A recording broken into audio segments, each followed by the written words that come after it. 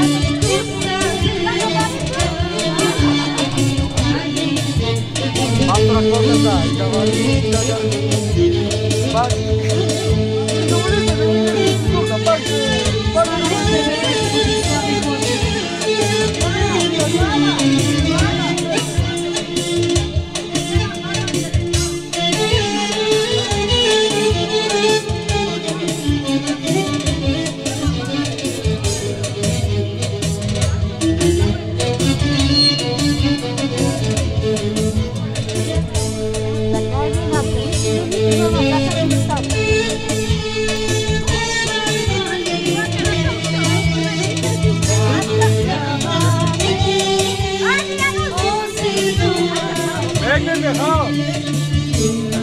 Provocați-vă! Trebuie eu segneme!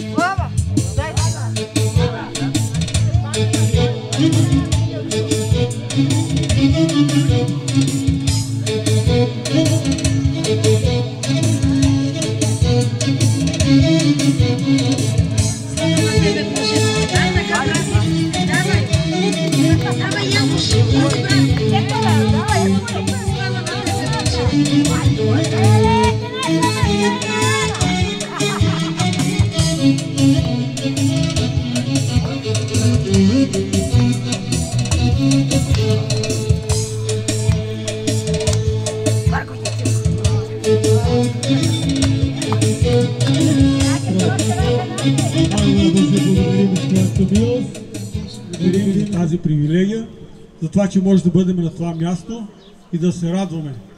Нека Бог да благослови тези младежи. Така че ще ви помоля всички заедно да се молим, не само аз. Може ли? Нека да дойдат насам, ако обичат двамата. Боже, благодарим за Твоята милост. И пак ще играем. Желаете ли всички да се изправим да се молим за тях? И аз искам да им пожелая нещо.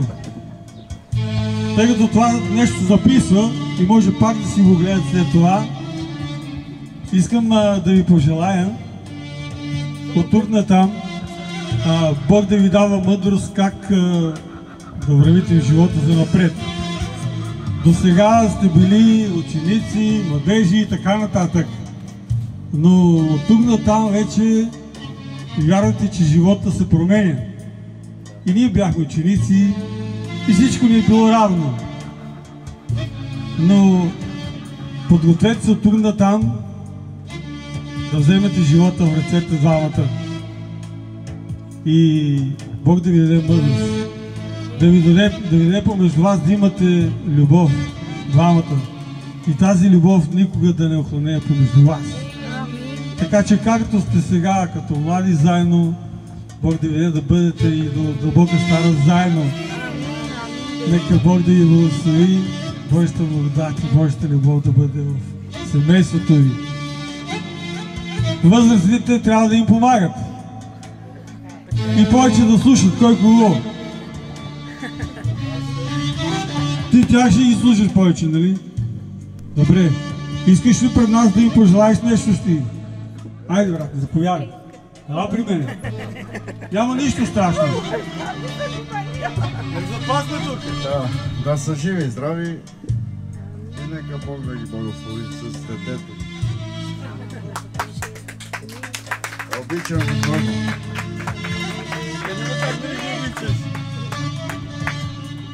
Айде, сестра ми, ти. Без тебе няма как. Без жените няма как. Да знаете. Заповядай. Нищо.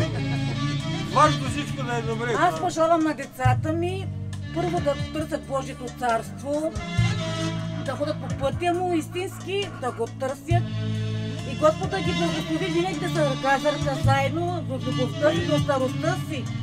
Благославям ги във всичко, което правят децата ми. Господ да ми ги благослови.